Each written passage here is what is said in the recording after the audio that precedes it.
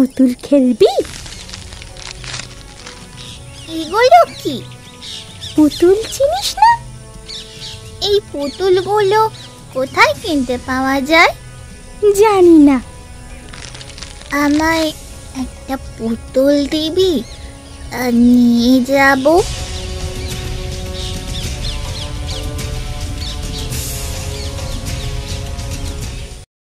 ধূমপান এবং মদ্যপান স্বাস্থ্যের পক্ষে ক্ষতিকর। এতে ক্যান্সার হয়। Smoking and alcohol consumption is injurious to health. It causes cancer.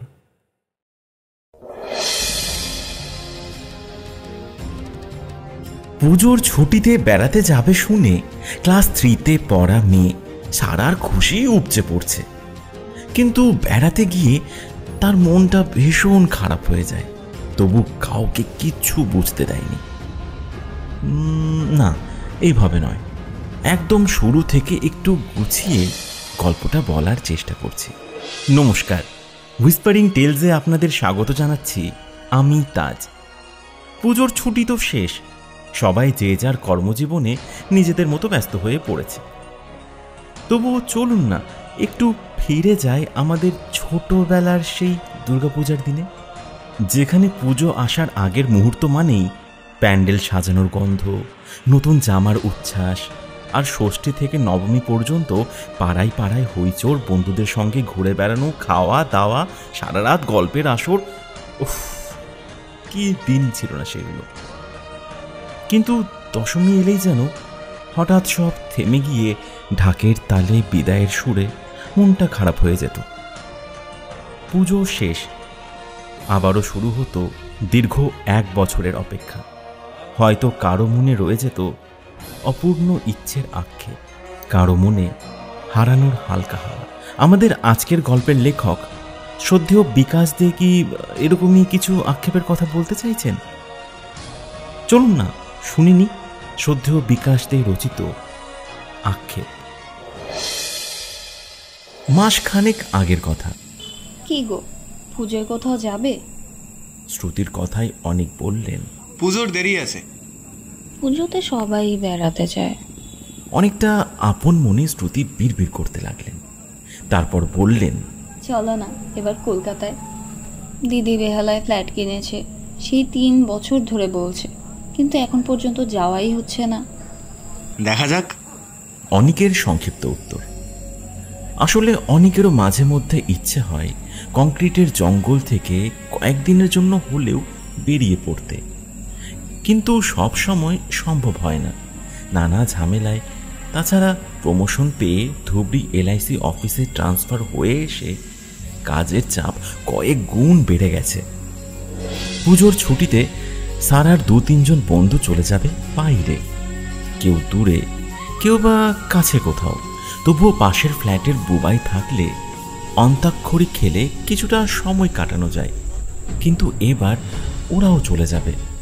মা মেয়ের ঘ্যান ঘ্যানানি দিনরাত শুনতে শুনতে অনেক শেষ পর্যন্ত স্থির করলেন ওদের নিয়ে বেড়াতে যাবেন। বেড়াতে যাবেন ঠিকই আছে, তবে কলকাতায় নয়। কথাটা শুনে শ্রুতির মনটা খারাপ হয়ে গেল। কলকাতার পুজো দেখার বড্ড শখ, কখনোই দেখা হয়নি। আফসোসের সুরে বললেন, এই কয়েক বছর আগে পার্ক সার্কাস না কোন জায়গায় ঠিক মনে করতে পারছি না, একটা প্যান্ডেল রেকর্ড করা উঁচু প্রতিমা তৈরি করেছিল। কি প্রচণ্ড ভিড়ই না হয়েছিল। ভিড় হয়েছিল বলেই তা নিয়ন্ত্রণে রাখা মুশকিল হয়ে পড়েছিল। শেষ পর্যন্ত যাই বলো না কেন, কলকাতায় পুজো দেখার মজাই আলাদা, ভারতবর্ষে কোথাও পাবে না। তা মানছি, কিন্তু মার শরীরটা বেশি ভালো নয়। কয়েক বছরের মধ্যে যাওয়াও হয়নি, তাই একবার দাদার বাড়ি যাব। তবে কথা দিচ্ছি, নেক্সট ইয়ার কলকাতায় তোমার দিদির ওখানেই যাব, এবং পুজোর সময়। অনেক কথা দেওয়ায় শ্রুতি দমে গেলেন। তবুও মনদের ভালো, 4 দেয়ালের ভিতর থেকে বেরিয়ে কদিন বাইরের অক্সিজেন পাওয়া যাবে। বেড়াতে যাবে শুনে সারা ভীষণ খুশি, কিন্তু বেড়াতে গিয়ে তার মনটা খারাপ হয়ে গিয়েছিল। একবার নয়, 2-2 বার। বেচারা।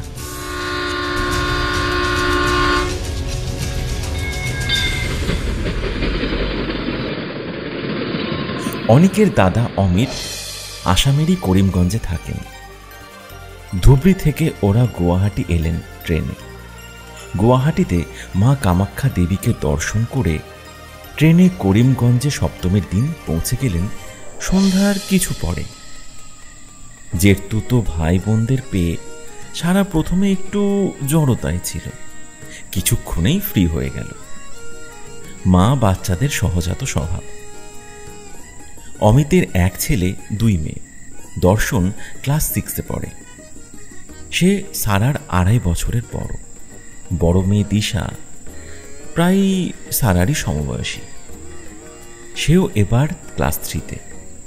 দিয়া এখনো স্কুলে যাওয়া শুরু করেনি। কয়েক বছর পর ছোট ছেলেকে দেখে অমিতের মা ভীষণ খুশি। 70-এর উপর বয়স হলেও তিনি চলাফেরা করতে পারেন।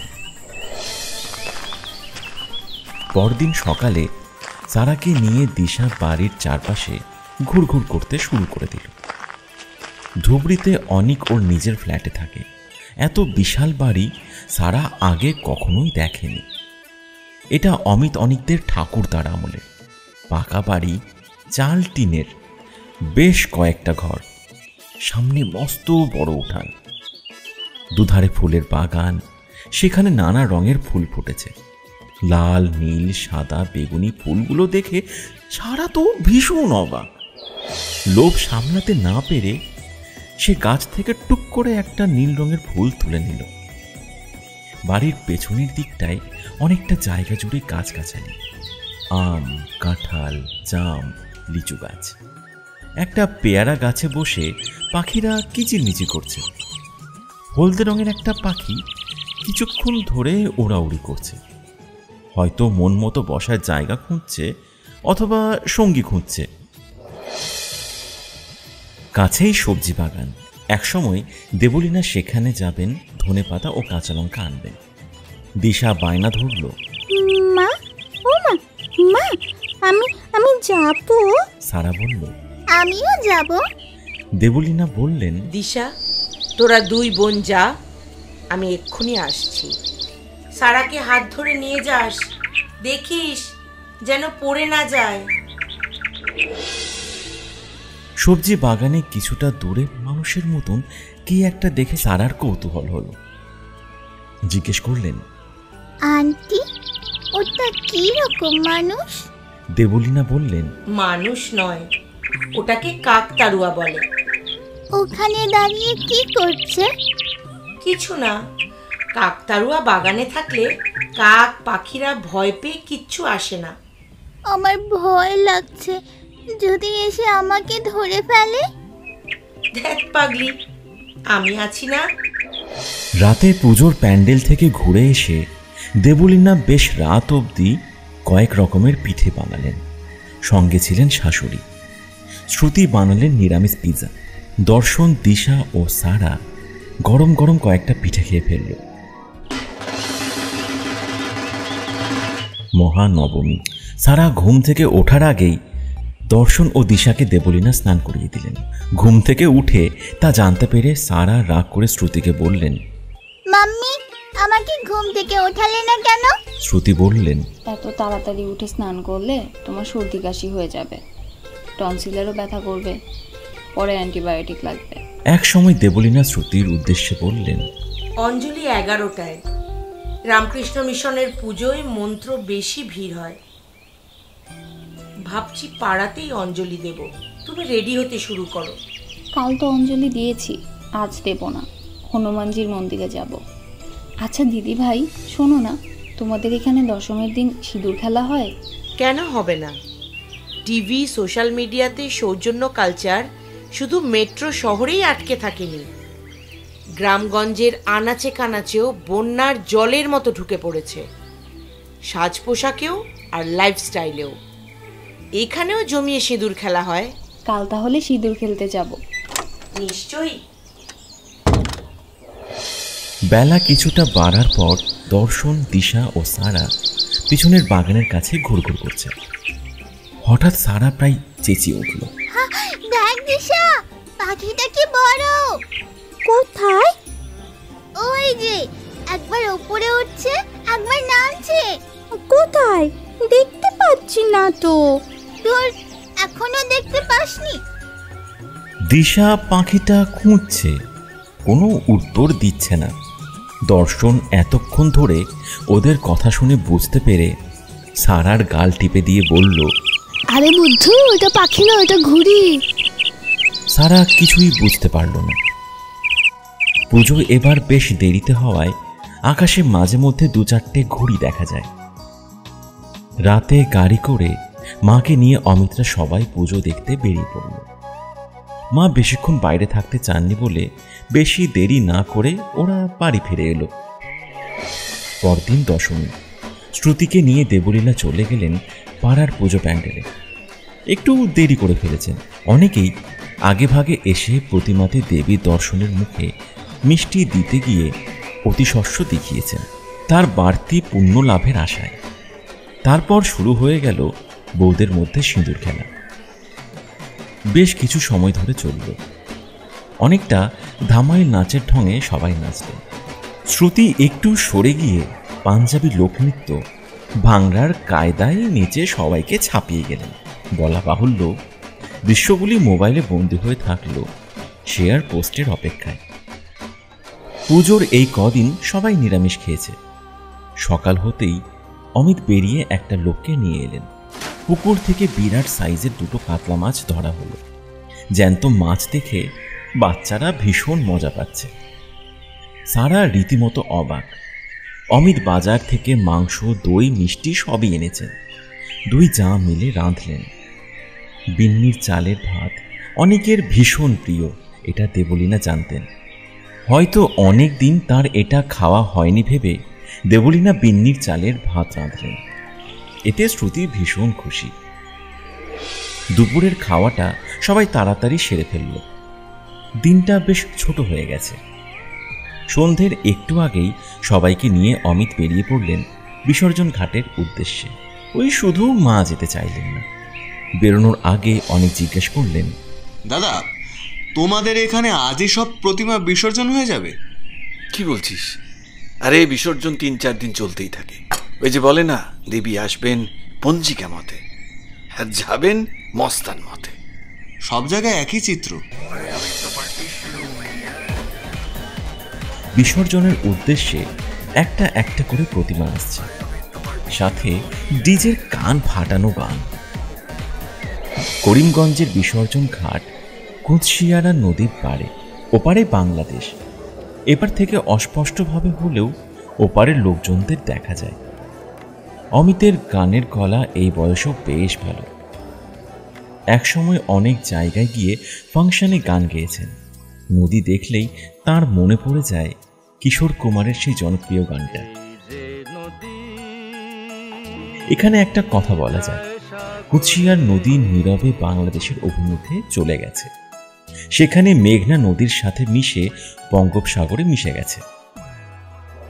কয়েকটা প্রতিমা বিসর্জন দেখে ওরা বাড়ি ফিরে আসতে প্রায় 8:30 বেজে গেল। বিসর্জন দেখে বয়স্ক পুরুষদের এবং মহিলাদের মনটা খারাপ হয়ে যায়। তবুও সবাই আশায় থাকেন মা আগামী বছর আসবেন। কয়েকদিন প্রচণ্ড ব্যস্ততা, স্থূলতার পর সবাই ফ্রি, রিল্যাক্স মোডে। একটা ঘরে অমিত ও অনিক বসে গল্প করছে। গল্পে করোনা, অতিমারি থেকে শুরু করে নানা প্রসঙ্গ এসে পড়ল। একসময় অমিত বললেন, ভাবছি ছেলেমেয়েরা বড় হলে ওদের কাছে করিমগঞ্জের সব কৃতি সন্তানদের না হলেও 2-4 জনের কথা বলে রাখার। হ্যাঁ, যারা সর্বভারতীয় ক্ষেত্রে অবদান রেখেছেন। আগামী প্রজন্মের তা জেনে রাখা ভালো। অনেক বললেন, তা তো ঠিকই, কিন্তু আজকাল বেশিরভাগ ছেলেমেয়েরাই ভীষণ ব্যস্ত। এসবে ওদের আগ্রহ নেই, সময়ও নেই। সময় যদি পায়, ফেসবুক, ইনস্টা, ওয়েব সিরিজ এগুলোতেই মজে থাকে। তাই বলছি, এসব কৃতি সন্তানদের কথা জানলেও ওরা কি মনে রাখবে? এটা ওদের ব্যাপার, জানানোটা আমাদের দায়িত্ব। একটু থেমে কিছুটা আবেগ তাড়িত হয়ে অমিত বলতে শুরু করলেন, এই যে ডক্টর ত্রিগুণা সেন, মিনি 1967 সালে ইন্দিরা গান্ধীর মন্ত্রিসভায় কেন্দ্রীয় শিক্ষামন্ত্রী ছিলেন। 1969 সালে খনিজ ও তেল মন্ত্রক এবং 1971 সালে কেন্দ্রীয় পেট্রোলিয়াম ও রাসায়নিক মন্ত্রীর দায়িত্বে ছিলেন। তিনি করিমগঞ্জেই, ওই পুরাতন সিলেট, ওখানে জন্মগ্রহণ করেছিলেন। 1965 সালে তিনি পদ্মভূষণ উপাধিতে ভূষিত হয়েছিলেন। একটু থেমে অমিত বললেন, ডক্টর ত্রিগুণা সেন 1960 সাল থেকে 1966 সাল পর্যন্ত যাদবপুর বিশ্ববিদ্যালয়ের উপাচার্যের পদ অলঙ্কৃত করেছিলেন। শুধু তাই নয়, খেলাধুলোর ব্যাপারে করিমগঞ্জের সুসন্তানদের অবদানও আছে।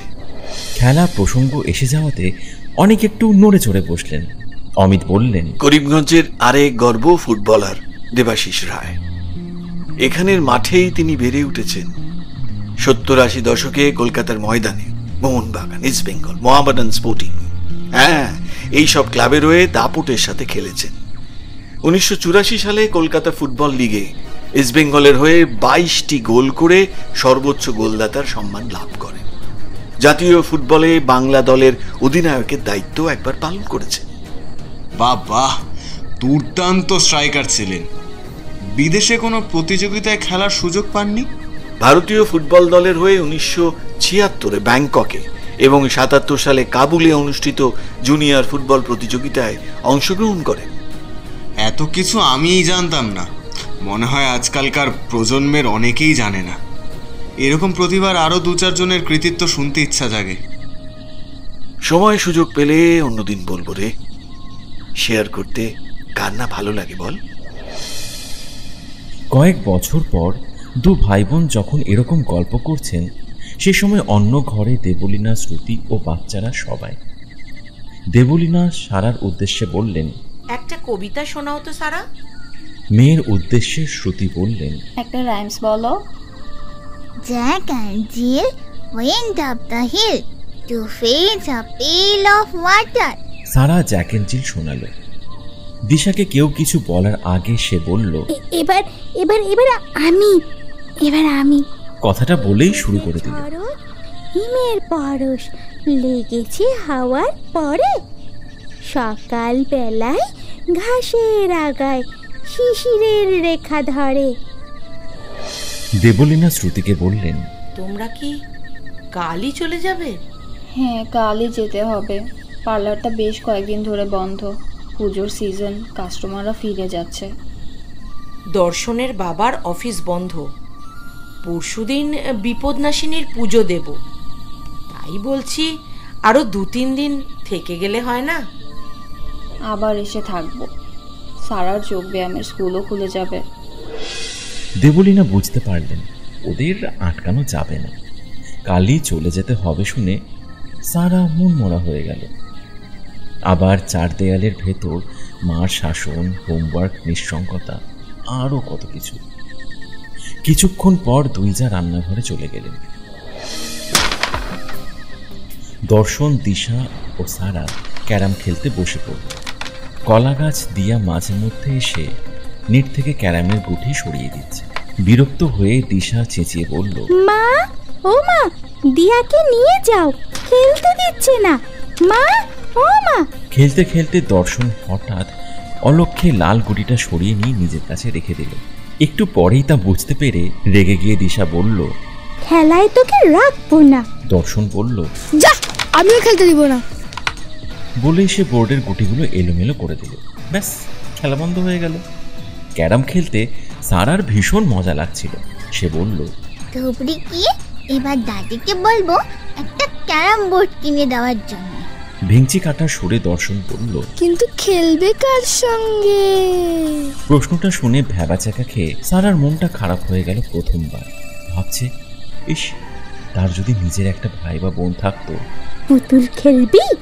খুশি হয়ে লম্বা সুরে সারা বলল, নিয়ে আয়। দিশা বিছানা থেকে লাফ দিয়ে নেমে চলে গেল পুতুল আনতে।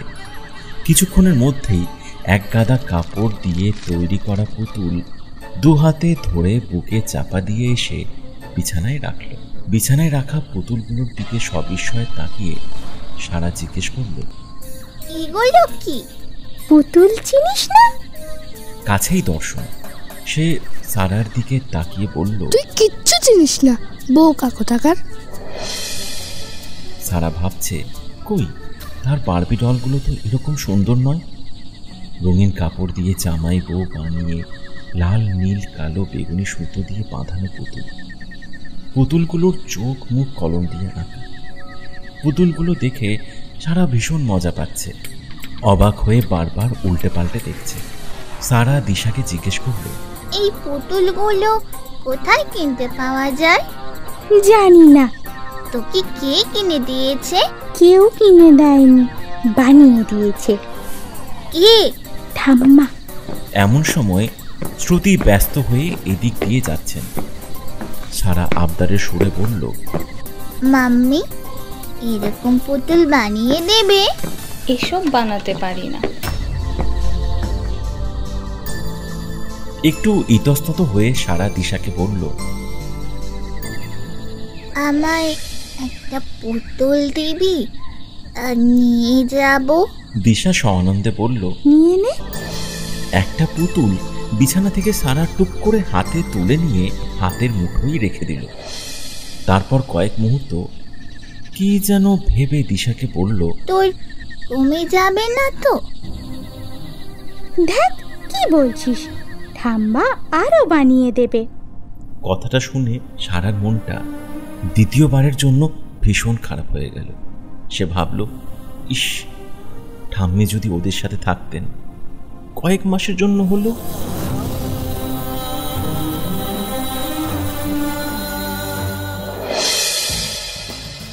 শেষ হলো আজকের এই বিশেষ নিবেদন, শ্রদ্ধেয় বিকাশ দে রচিত আক্ষেপ। আজকের গল্পের বিভিন্ন চরিত্রে যারা ছিলেন, কথকের ভূমিকায় আমি তাজ, সারার ভূমিকায় পম্পা, দর্শনের ভূমিকায় সৌম্যজিৎ, দিশার ভূমিকায় প্রত্যুষা, অনিকের ভূমিকায় আকাশ, অমিতের ভূমিকায় রাজ, দেবলীনার ভূমিকায় মৌমিতা, শ্রুতির ভূমিকায় রোজা, আবহ সঙ্গীতে ওয়েভক্রাফট স্টুডিওজ, পোস্টার ডিজাইনে হুইসপার আর্ট স্টুডিওজ এবং পর্ব পরিচালনায় আমি তাজ। পরবর্তীতে আমরা আবারও হাজির হচ্ছি খুব শীঘ্রই। তবে হ্যাঁ, আজকের গল্পটি কেমন লাগলো তা কমেন্ট বক্সে জানাতে ভুলবেন না। সবাই ভালো থাকবেন, সুস্থ থাকবেন। শুভরাত্রি।